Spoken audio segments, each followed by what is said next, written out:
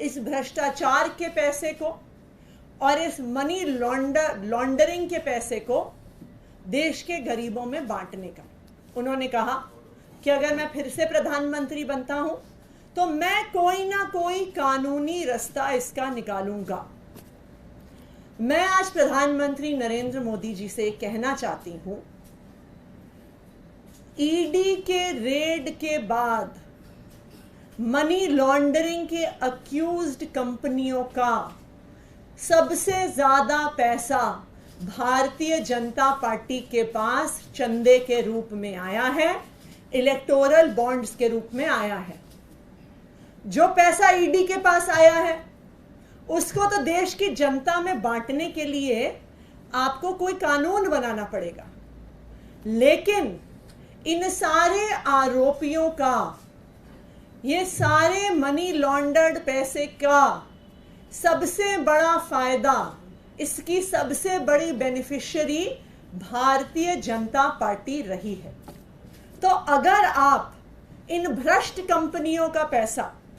In money laundering कर रही कंपनियों का पैसा देश की जनता में बांटना चाहते हैं, जनहित में बांटना चाहते हैं, तो मैं आपसे आग्रह करूंगी कि जो 41 ऐसी कंपनियां हैं जिन पर आईटी की रेड हुई, जिन पर सीबीआई की रेड हुई, जिन पर इन्फोर्समेंट डायरेक्टोरेट की रेड हुई और जिन्होंने 2741 करोड़ रुपए का चंदा भारतीय जनता पार्टी को दिया है, आपको उसको बांटने के लिए, उसको जनहित में लगाने के लिए आपको कोई कानून नहीं चाहिए। तो मैं उनसे आग्रह करूंगी, मैं भारतीय जनता पार्टी से आग्रह करूंगी कि वो आज आकर पब्लिक में ये घोषणा करें कि 2741 करोड़ रुपए जो हमें ऐसी कंपनियों से मिले हैं जिन पर ईडी सीबीआई की रेड हुई है, उसको हम प्रचार में खर्च नहीं करेंगे, उसको हम चुनाव में खर्च नहीं करेंगे, उसको हम देश की जनता में बांटेंगे, हम किसी चैरिटी में देंगे, हम स्कूल बनाने के लिए, अस्पताल बनाने के लिए गरीबों को देंगे। उदाहरण के तौर पे, और ये सब जानते हैं कि एक एक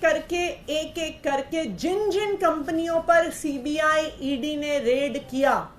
उन्होंने कुछ दिन बाद इलेक्टोरल बॉन्ड खरीदे और भारतीय जनता पार्टी को पैसा दिया। सबसे पहले और सबसे नामी शराब कारोबारी शरत चंद्र रेड्डी, जिनको 10 नवंबर को ईडी ने गिरफ्तार किया और उनकी गिरफ्तारी के कुछ ही दिनों के अंदर शराब कारोबारी शरत रेड्डी ने 55 करोड़ रुपए का चंदा भारतीय जनता पार्टी को दिया। तो ये तो भ्रष्टाचार का पैसा हुआ, इनको तो ईडी ने गिरफ्तार किया था,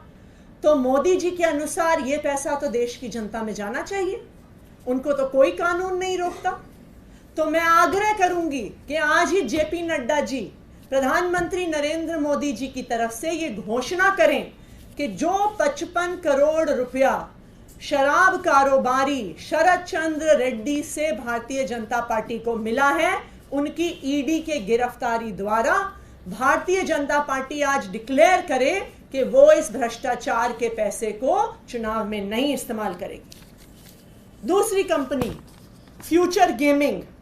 जिस पर अप्रैल 2022, सितंबर 2022, जुलाई 2022, अप्रैल 2023 में ईडी की रेड हुई। इस फ्यूचर गेमिंग कंपनी ने 52 करोड़ रुपए का चंदा इलेक्टोरल बॉन्ड्स के थ्रू भारतीय जनता पार्टी को दिया है।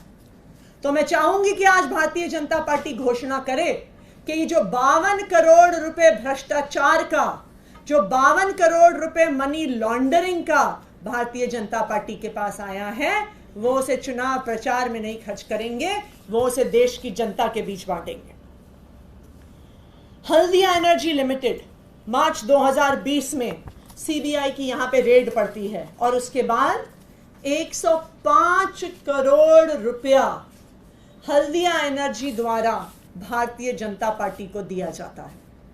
तो मैं भारतीय जनता पार्टी से आग्रह करूंगी कि आज घोषणा करे कि 105 करोड़ रुपया भ्रष्टाचार का जो उनके पास आया है वो अपने चुनाव प्रचार में नहीं खर्च करेंगे, वो गरीबों में बांटेंगे। इसी तरह से ये कंपनियों की लिस्ट इतनी लंबी है, चाहे इसमें फ्यूचर गेमिंग, मेगा इंजीनियरिंग,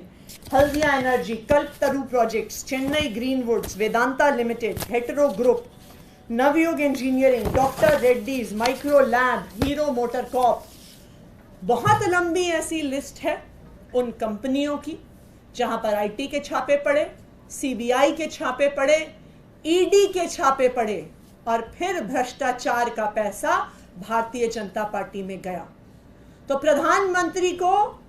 देश में तो कानून लाना पड़ेगा इस पैसे को गरीबों में बांटने के लिए। तो फिर वो कह रहे हैं कि मुझे फिर से वोट दीजिए, लेकिन मैं भारतीय जनता पार्टी को ये कहूंगी कि भारतीय जनता पार्टी के अकाउंट में जो पैसा है, जो भ्रष्टाचार का पैसा है, उसको गरीबों को देने से आपको कोई नहीं रोक रहा। आज आप घोषणा करिए कि भ्रष्टाचार का पैसा भारतीय जनता पार्टी द्वारा चुनाव